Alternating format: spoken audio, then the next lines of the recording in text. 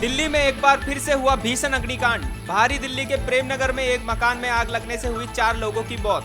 दरअसल धुएं के कारण दम घुटने से पति पत्नी समेत उनके 2 बेटों की चली गई जान। सबसे पहले इन्वर्टर से शुरू हुई आग दूसरे सामानों तक फैली और फिर धुएं की चपेट में आने से थम गई पूरे परिवार की सांस। मंगलवार तड़के करीब 3:30 बजे की है ये घटना।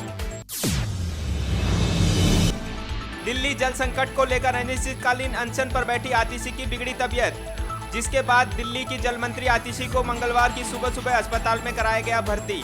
आम आदमी पार्टी का दावा है कि अनशन की वजह से गिरा आतिशी का ब्लड शुगर लेवल। आतिशी को अभी अस्पताल के इमरजेंसी आईसीयू में किया गया है भर्ती। केंद्रीय स्वास्थ्य एवं परिवार कल्याण मंत्री जेपी नड्डा ने बच्चों में डायरिया की रोकथाम के लिए किया राष्ट्रीय अभियान स्टॉप डायरिया का शुभारंभ, जिसके तहत 5 साल से कम उम्र के बच्चों की डायरिया से होने वाली मौतों को शून्य के स्तर पर लाना है अभियान का मकसद। 2 चरणों में आगामी 31 अगस्त तक चलाया जाएगा ये अभियान। आशा व आंगनबाड़ी कार्यकर्ताओं द्वारा घर घर जाकर बच्चों को दिया जाएगा ORS घोल और जग टैबलेट। महाराष्ट्र में लोकसभा चुनाव में हुए नुकसान के बाद अब बीजेपी ने बनानी शुरू कर दी है विधानसभा चुनाव की रणनीति। अक्टूबर महीने में कराए जा सकते हैं महाराष्ट्र में विधानसभा के चुनाव। सूत्रों का कहना है कि सबसे पहले गठबंधन के अंदर की कमियां दूर करना चाहती है बीजेपी। दरअसल महायुति के अंदर ही शिवसेना और अजीत पवार की अगुवाई वाली एनसीपी में देखने को मिल रही है रार। तो वहीं विधानसभा चुनाव में सीट बंटवारे को लेकर भी सहमति बनाना हो सकता है मुश्किल। रोबोडॉग्स को लेकर भारतीय सेना हुई काफी सीरियस। भारतीय सेना भी जल्द ही रोबोटिक डॉग म्यूल यानी मल्टी यूटिलिटी लैग्ड इक्विपमेंट को बना सकती है आर्मी का हिस्सा। इन रोबोटिक डॉग म्यूल को फिलहाल निगरानी और हल्के वजन को ढोने के लिए किया जाएगा तैनात। तो वहीं चीन सीमा वास्तविक नियंत्रण रेखा पर भी इन्हें किया जा सकता है तैनात। यह म्यूल न केवल बर्फ और पहाड़ों में चल सकता है बल्कि उन सक्रिय और अंधेरी जगहों में भी जा सकता है जहां छिपे हो सकते हैं आतंकवादी या देश के दुश्मन। भीषण गर्मी और हीट वेव के कारण इस बार सऊदी के पवित्र शहर मक्का में हज करने वाले 1300 से ज्यादा तीर्थयात्रियों की मौत। तो वहीं अब भी हजारों लोग हैं बीमार, जिनका अलग अलग अस्पतालों में चल रहा है इलाज। जिन लोगों की मौत हुई है उनके परिवार वालों में पसरा है मातम। भीषण गर्मी का सामना करने के बाद अब उत्तर प्रदेश में जोरदार तरीके से एंट्री लेने वाला है मानसून।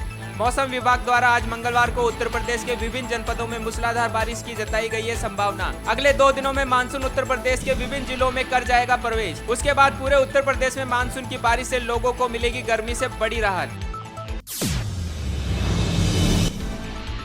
उत्तराखंड के टिहरी में एक अधिकारी ने कार से सड़क पर पैदल टहल रही एक महिला और उसकी 2 भतीजियों को कुचला।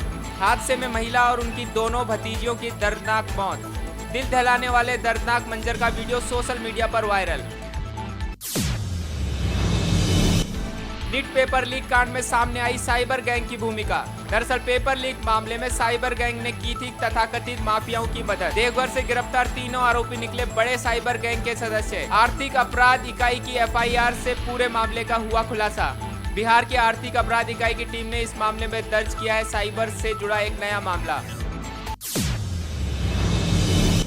दिल्ली के संगम विहार इलाके में गोहत्या को लेकर बड़ा तनाव। दरअसल संगम विहार की गुप्ता कॉलोनी में गुरुवार को मंदिर के सामने गोमांस मिलने के 5 दिन बाद भी किसी भी आरोपी को पुलिस गिरफ्तार नहीं कर पाई।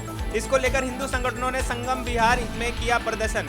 इस बीच एक नेता का वीडियो हुआ वायरल, जिसमें वो पुलिस के सामने ही मुसलमानों की हत्या की धमकी दे रहा है। वीडियो वायरल होने के बाद संगम विहार के मुसलमानों ने पुलिस में शिकायत देकर जाहिर किया अपना डर।